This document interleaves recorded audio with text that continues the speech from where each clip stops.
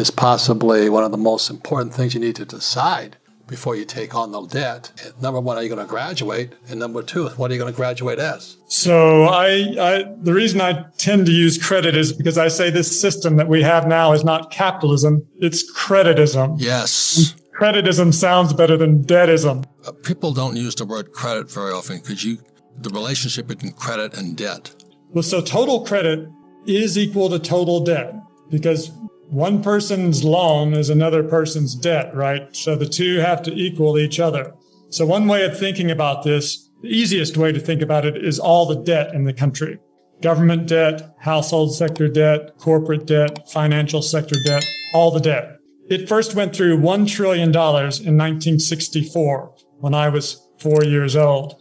Now it's $90 trillion, from 1 trillion to 90 trillion during my lifetime. And this credit explosion, which would not have been possible if we had remained on a gold system where dollars were backed by gold. Debt is a four-letter word for most people.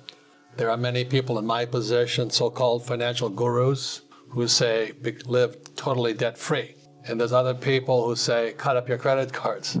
And, that's good advice for certain types of people. So you should definitely cut up your credit cards if you can't control your spending. You should definitely. But I don't know how people live without credit cards. I don't know how you can check into a hotel, rent a car, or go shopping, go out for dinner, but you should cut up your credit cards if you're a shopaholic.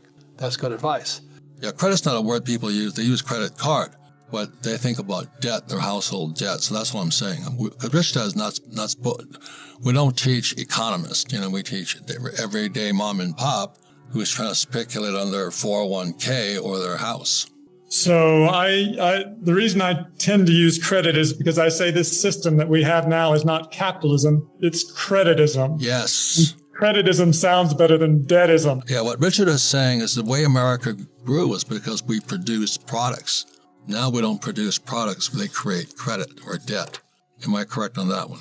That's right. Instead of our economy being driven by investment and savings, as it used to be, is now driven by credit creation and consumption, and more credit creation and consumption. And that's been great. The problem is it requires credit growth to survive.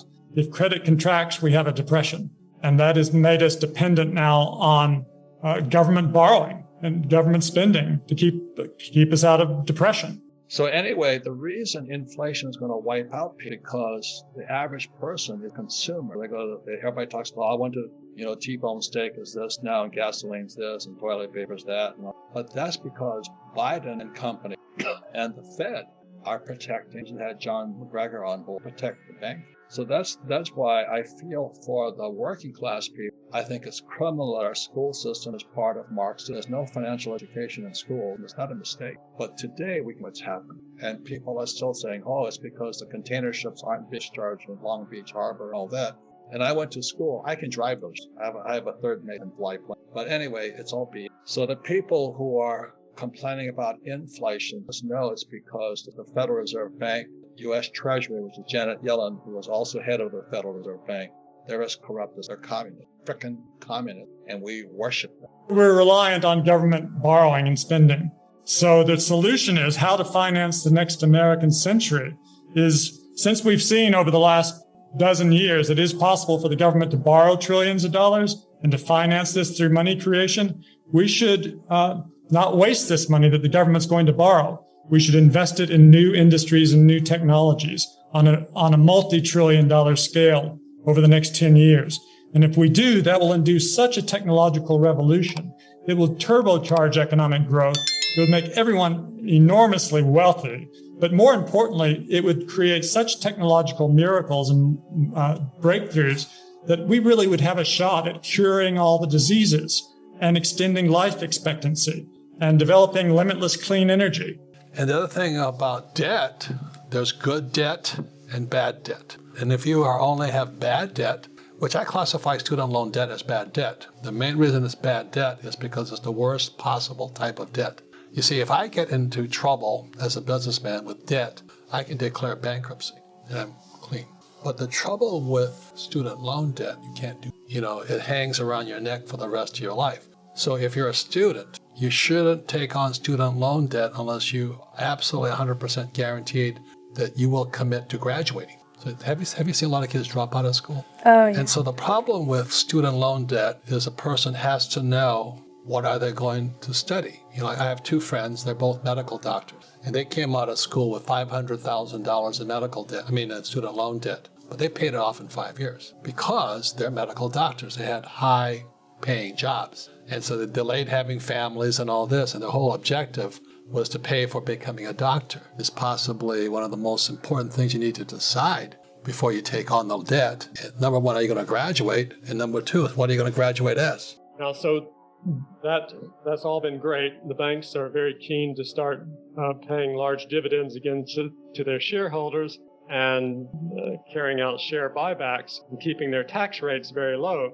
They would prefer people don't understand that they were saved by the government. But I think it's important for everybody to be aware of that. The banks owe their survival to government intervention.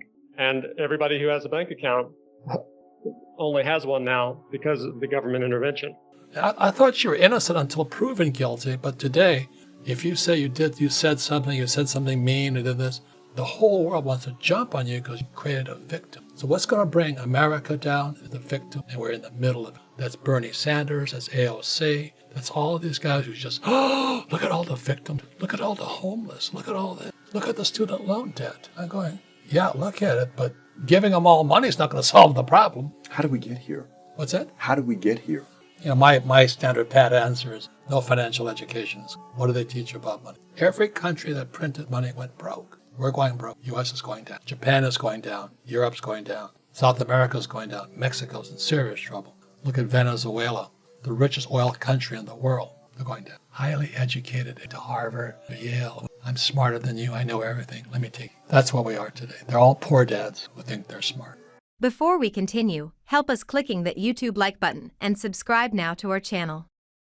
This shows the algorithm that you valued this information. And it helps us spread that message. Sharing is caring. And now, let's continue. Do you want to know one thing about crypto? I made over 3,000% in profit in a few weeks. Fact is, the traditional financial system, the traditional money system makes you poor, not rich. If you want to earn $500,000, $1 million, you have to wait until you're 50, 60, 70 in the traditional financial system, and you probably will still be broke. And you will be old. This is not a sexy combination, as you can imagine. But the question is, how can you start in crypto and make these profits? Where to invest? Where to start? My name is Gunnar and I'm from Germany, as you can hear, and things are a little bit different in Germany. More about that later on. Fact is, there are lots of different cryptocurrencies. It's a gigantic universe where beginners and professionals get easily lost. But there is light at the end of the tunnel. There are 7 key steps you need to follow to become successful in this market. You have to know them, and if you fail one of them, it's literally impossible to succeed in this market. Just an example, one of the key points is your exchange, and one of the biggest are, for example, Binance and Coinbase.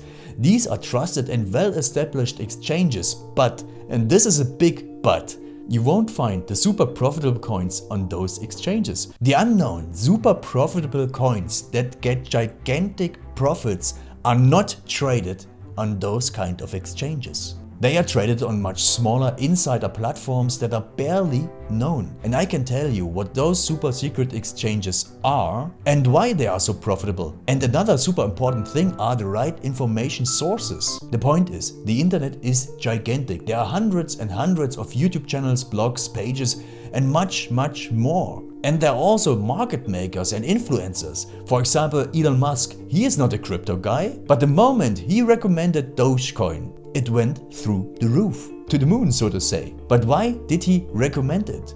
Where did he hear it from? He didn't hear it from newspapers. And believe me, he is listening to someone. But you have to know who, and you have to react before he is reacting.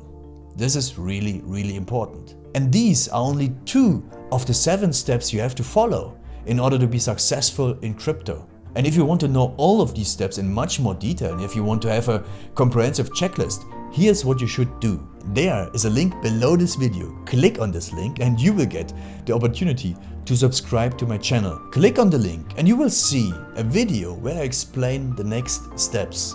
So see you soon. Click on the link now. I'll see you there.